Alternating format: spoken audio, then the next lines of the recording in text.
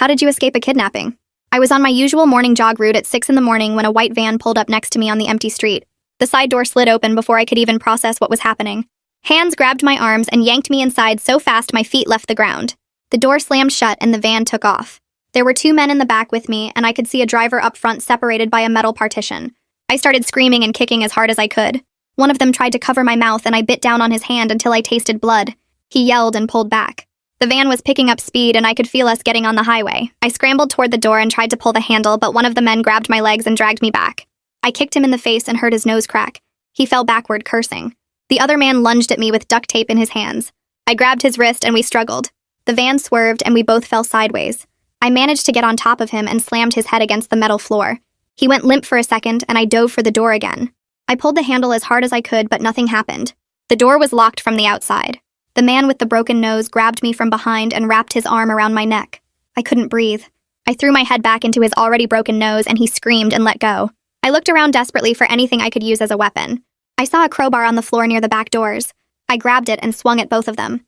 Stay back. The one I'd hit in the head was getting up slowly. Blood was running down his face. We're taking you somewhere remote, he said. You can make this easy or you can make it hard, but either way you're coming with us. I swung the crowbar at him and connected with his shoulder. He went down again. The van was going so fast now I could hear the engine roaring. I looked at the partition separating me from the driver. There was a small sliding window in it. If I could get to the driver, maybe I could force him to stop. I started climbing over the men toward the front. One of them grabbed my ankle and I kicked backward with my other foot. I heard him grunt. I reached the partition and slid the window open. The driver glanced back at me. Get her away from there, he yelled. I reached through the window trying to grab the steering wheel, but I couldn't reach it. The men were pulling me back by my legs. I was losing my grip on the partition. Then I saw it. The driver had a coffee cup in the cup holder. I grabbed it and threw the hot coffee in his face. He screamed and let go of the wheel.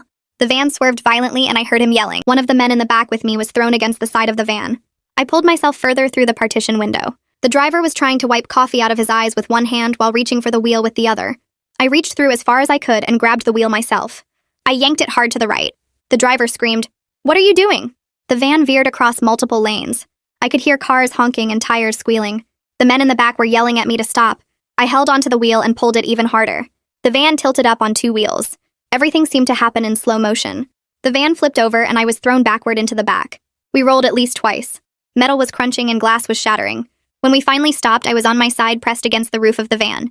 Everything hurt, but I could move. I looked around and saw the driver slumped over the deflated airbag, not moving. One of the men in the back was unconscious with blood all over his face. The other one was groaning and trying to sit up. The back doors had burst open from the impact. I crawled over the unconscious man and out through the open doors.